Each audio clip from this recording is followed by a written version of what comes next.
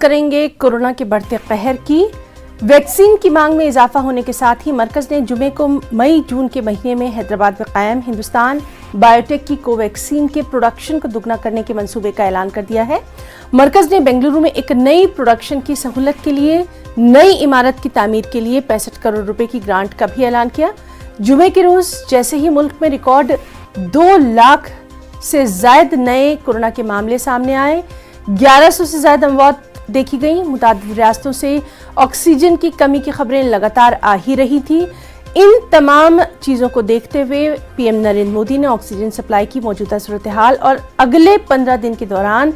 12 سب سے زیادہ متاثرہ ریاستوں